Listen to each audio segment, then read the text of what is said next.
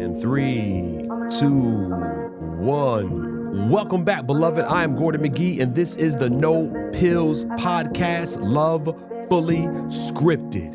And today, can AI help you find love in your 30s? Is it possible? Well, there is an opinion contributor over at The Hill who may disagree that AI can actually help you find love in your 30s. They put out an article with the headline, AI girlfriends are ruining an entire generation of men. And that was on 9/26/23. Here's some of the highlights from that article. There is a rise of virtual artificial intelligence girlfriends, AI girlfriends. Friends, if you haven't heard this, now you have. These virtual girlfriends can even be based on real people. One influencer created an AI bot of herself named Karen, then gained over 1,000 users, i.e. real boyfriends, real life boyfriends, in less than a week, and a waiting list. She has a wait list of more than 15,000 people. What's going on in our world, boys? Well, if you're having that same question or asking yourself that same question right now, here is some of the facts that may have you and I understand why this is even a thing. More than 60% of young men ages 18 to 30 are single, compared to only 30% of women of the same age. 1 in 5 men report not having a single close friend, a number that has quadrupled in the last 30 years. The amount of social engagement with friends dropped by 20 hours per month over the pandemic and is still decreasing. Then the article goes on to say these young men are lonely and it is having real consequences. They are choosing AI girlfriends over real women, meaning they do not have relationships with real women, don't marry them, and then they don't have any or have to raise any babies with them.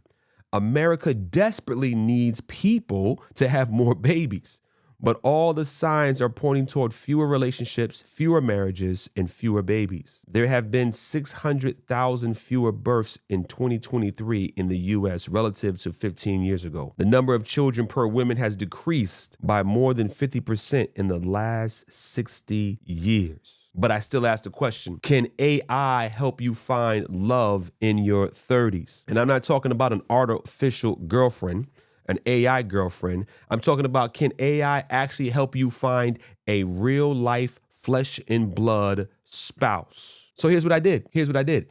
I got on my computer and I asked Gemini this question. I asked the artificial intelligence this question. How to find love in your 30s? Question mark.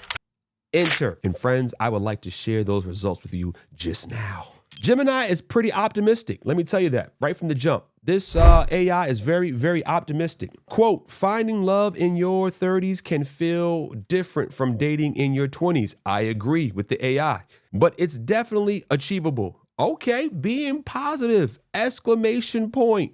Definitely achievable. The AI is seeing the glass as half full, not half empty. Come on. You gotta love that. Come on. You're likely more self-aware and know what you want, which can be a real advantage. Here's a breakdown of how to navigate finding love in this decade. Now, let me know down in the comments if you've done this yourself. Be honest. Let me know if you have gotten online, gotten to ChatGPT or Gemini or some other, and you've typed in how to find love in my 30s, how not to be single. Just be honest with the prompts. Let me know if you've done this. All right. Now, Gemini gave me back 4 main points, 4 approaches here of how to navigate. 1, know yourself and what you want. 2, update your approach to dating. 3, where to meet people. 4, mindset and self-care. I like this. I mean, man, AI is getting busy right now. All right, under know yourself and what you want, we were instructed by Gemini to do this. Reflect on past relationships. What did you like? What didn't work? Note any patterns to help you identify what you're looking for now. I will note this, that past relationship may be the very thing keeping you single right now. Come on, talk to me. Just being honest. But I like this. Pull the good and the bad out of any of your past relationships. I will say this. Hopefully you're not out here dating, but you're out here courting. Come on. That you're just not out here giving it away.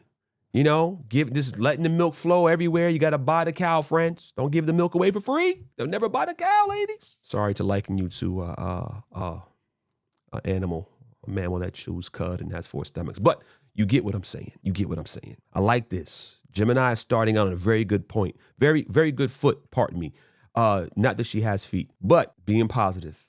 Glass half full, and then says, hey, man, go back, analyze your past relationships, see what you like, see what you didn't like, and then make the applications, okay? Define your values and non-negotiables. Come on, man. This is crazy. This is stuff that I share here, encourage people to do here at No Pills. Love Fully Scripted. Define your values. You got to have some values, man. What are your non-negotiables? What are the core principles you need in a partner in a relationship? What are the deal breakers? Let's go. Let's not waste each other's time. You want babies. I don't want babies. I want babies. You don't want babies. Let's just talk it out very quick. Why go on a date with a person when you're not even aligned on children? Why go on a date with a person when you may want them to stay home and they want to work? Why go on a date with a person? Come on. Who doesn't believe in God and you believe in God? Why go on a date with a person who believes in having multiple partners and you don't? I mean, you're just wasting your time if you're going to be scared to ask the hard questions up front. And again, please stop dating and start courting. All right, be clear about your intentions, hot dog. I feel like I'm listening to myself right now. Okay, Gemini. Are you looking for something casual, a long-term relationship, or a marriage? Honesty, Gemini. Artificial intelligence is telling us honesty from the start saves time and prevents mismatched expectations. Hot dog. I've seen it all, friends. Okay. Next, number 2, update your approach to dating. Be intentional. Date with a purpose. Don't just go through the motions. Courtship? I wish Gemini, just say it, Gemini. Just use the word courtship. Come on, just use it, friends.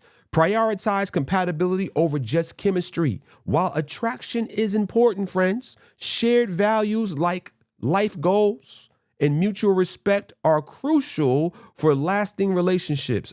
This is AI saying this, friends. Communicate openly and honestly. Express your needs and boundaries clearly, maturely. Discuss any issues that arise. Maturely. Talking to you right now. Be vulnerable. We got artificial intelligence telling us to be vulnerable. Allow yourself to be open and genuine with potential partners.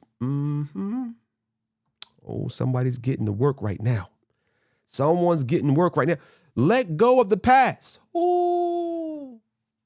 It's artificial intelligence. Let go of the past. Don't let previous heartbreaks or negative experiences cloud your judgment or make you guarded. Some of y'all need therapy or you need to listen to Gemini. I don't know.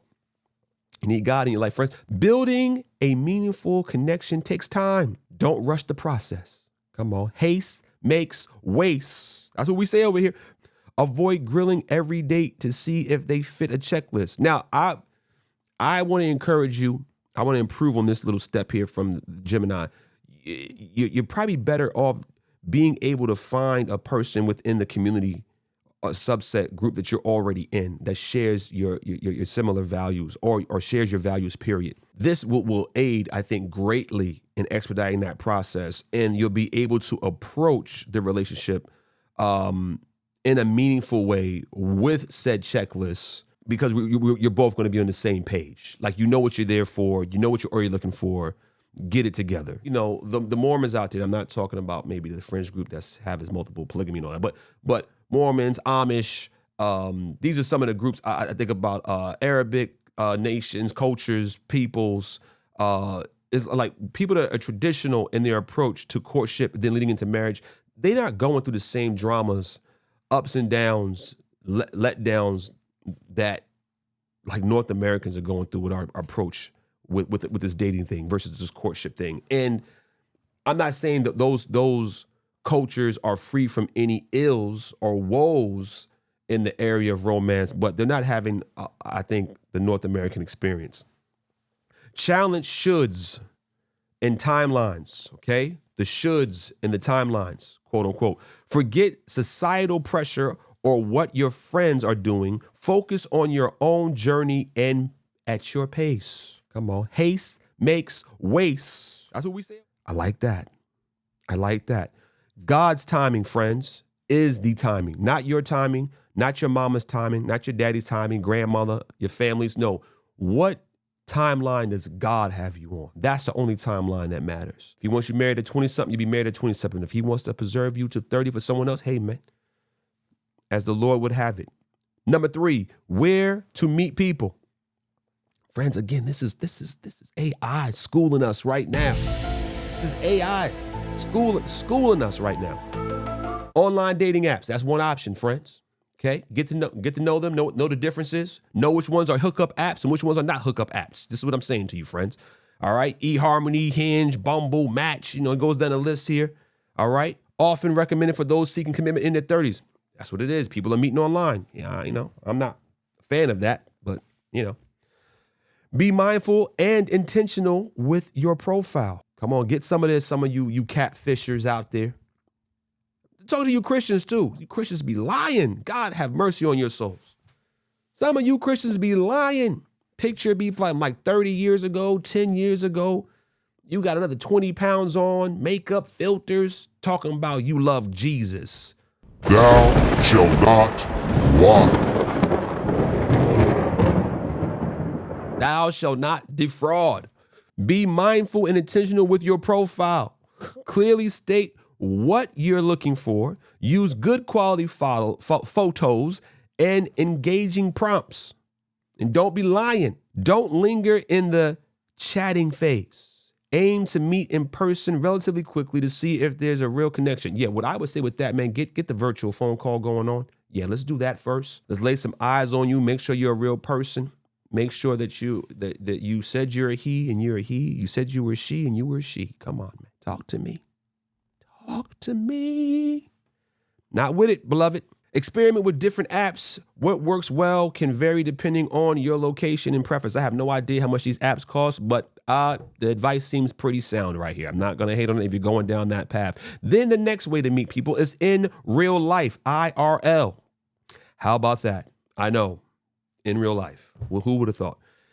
Tap into your social circle. Ask friends for setups. They know you well and might know someone compatible. Listen, let me tell you something. I've never thought about this, actually asking someone to set you up or if they have somebody in mind. Usually most people, we hate the idea of what the word will call, quote unquote, a blind date. But, within a right community of believers, I have a community of that, who share common values, same aspects of faith, that would probably be some good folks to ask. Hey, man, do you know anybody that you think that was a good match for me? I feel like this one kind of went past my head. I mean, man, I got AI schooling me. Pursue your hobbies and interests. Join classes, clubs, or leagues related to things you enjoy. I say this all the time. Some of you like softball. You should be a part of a softball team. This is a great way to meet like-minded people, okay? Attend social events, even if it's outside of your comfort zone. Try going to gatherings or networking events. Come on. Consider volunteering. You know what's so crazy? I think I've never mentioned this on the podcast, but I've told friends this all the time in my religious circle.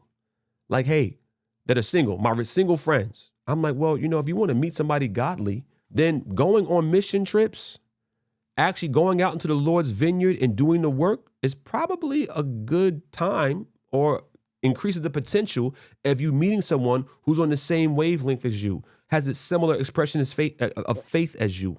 Because if you're sincerely there, okay, let me clarify this. I'm not saying to go on the mission trip in order to find a spouse. But I'm saying if you actually live for Christ and you're actually out in the field doing the work, there is a good potential that you can meet a like-minded believer who's also doing the same work and is also willing to make the same sacrifices and do the same work of volunteering as yourself. And you may be aligned. So if you actually live out your faith and be who you say you are and live what you say you believe, you may be able to meet somebody that God has appointed for you. Okay? I'm not saying use this as a hookup site, hookup culture, but when I say hookup, I don't mean fornication, obviously, in this context. It's about actually meeting someone, leading into courtship. But go volunteer, man. Go volunteer. Number 4, mindset and self-care. Just want to remind you again, this is coming from artificial intelligence. AI is doing this for us. Gemini, this is AI schooling us. Practice self-care. A happy and relaxed you is more attractive. This is true. Make time for activities you enjoy. Come on. Get swimming, go out there, do a couple laps, do hiking, painting. Get into it, friends. Be confident and authentic. Yeah, we can just cut out all the cosmetics, man.